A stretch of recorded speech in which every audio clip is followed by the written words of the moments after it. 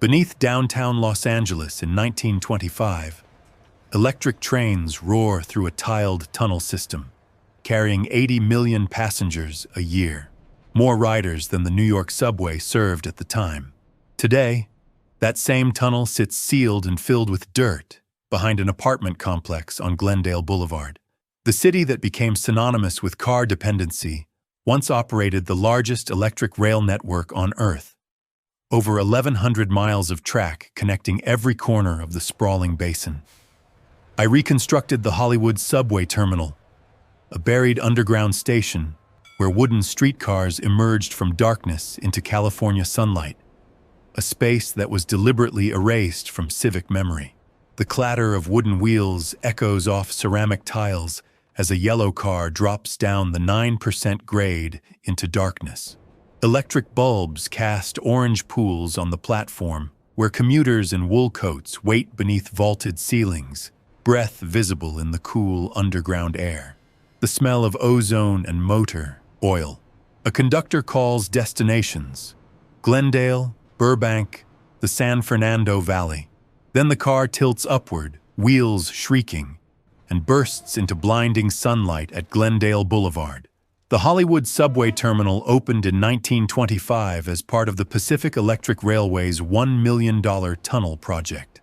The terminal sat 50 feet underground, with ceramic tile walls, electric lighting, and multiple boarding platforms. Streetcars descended through the 1,045-foot Belmont Tunnel, one of the steepest railway grades in urban America. The tunnel was not built for convenience. Residents of wealthy Westlake Park neighborhoods refused surface tracks through their streets. The subway existed only because the rich did not want to see trains, creating accidental modernity. Los Angeles built a subway to please property owners, then demolished it to please automobile manufacturers decades later. The infrastructure of mass transit was physically eliminated while still profitable and heavily used. Urban form is less about efficiency than about who controls capital. But this subterranean marvel was only one node in a system so vast, it defied the geography of Southern California itself. The Pacific Electric Railway operated 1,164 route miles at its peak. Larger than the modern Washington, D.C., Boston, and Chicago L systems combined. The system connected 56 communities across 4 counties, from San Bernardino to Santa Monica, Balboa to San Fernando. In 1924, Pacific Electric carried 109 million passengers. L.A. County population was 1.2 million. That is 91 rides per person per year. Spencer Crump's 1962 study of the Big Red Cars documents what the company records at the Huntington Library archives reveal. Pacific Electric was never designed to make money from fares. It was a real estate development tool built by Henry Huntington to increase land values in remote areas. The trains were profitable only as long as sprawl continued, a self-destructing business model. The streetcar system built Los Angeles sprawl, then became a victim of the sprawl it created.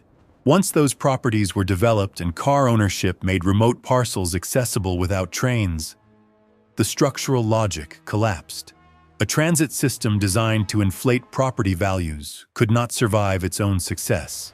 Speculative urbanism cannibalizes its own infrastructure. By 1945, the network that had stitched the basin together was already being dismantled, and the tunnel that once moved 3,000 riders an hour would soon be declared obsolete. The final yellow car descends into the tunnel at dusk, headlamp cutting through the darkness one last time. The platform is nearly empty.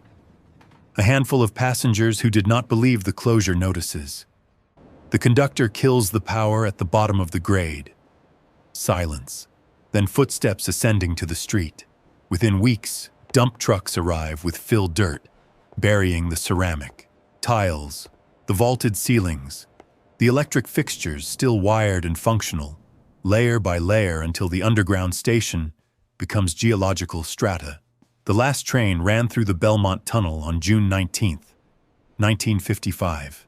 Service abandoned despite documented continued ridership. The tunnel portals were sealed with concrete, and the underground terminal was filled with thousands of cubic yards of earth and debris. National City Lines, which purchased the remaining LA streetcar routes, was later convicted in federal court of conspiring to replace electric trains with diesel buses. The tunnel was sealed not because it was structurally unsafe. Pacific Electric's new owner, Metropolitan Coach Lines, was contractually prohibited from operating electric rail. Their operating license from General Motors only permitted diesel buses. The tunnel became legally unusable even though it was physically sound. Jim Walker's 1977 History of the Yellow Cars and contemporary Los Angeles Times coverage from June 1955 document the closure in detail. A functional subway was buried alive while still capable of carrying passengers, erased to fulfill a corporate contract rather than civic need. The deliberate burial of functional infrastructure is the most dangerous form of urban amnesia. Not the forgetting of what was lost, but the active erasure of evidence that alternatives ever existed. Future generations inherit car dependency as if it were natural law rather than manufactured policy. For 70 years, the tunnel remained a sealed secret beneath the city, until urban explorers and historians began documenting what traces remained. Behind a chain-link fence on Glendale Boulevard, the concrete seal is tagged with graffiti, unrecognizable as anything but an odd retaining wall. Apartment residents park against it. A metro bus passes every 12 minutes. Beneath the concrete, in absolute darkness, the tunnel walls still bear their 1920s ceramic tiles, pressed into the earth like a fossil, a fully formed solution to a problem the city pretends it never solved.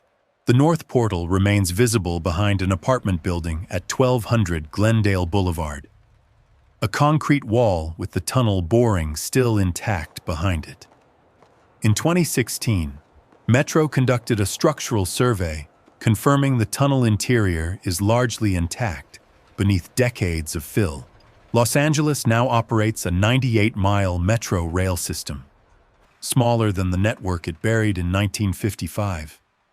The tunnel alignment is so geometrically ideal for modern transit needs that current metro expansion plans have repeatedly studied reopening it.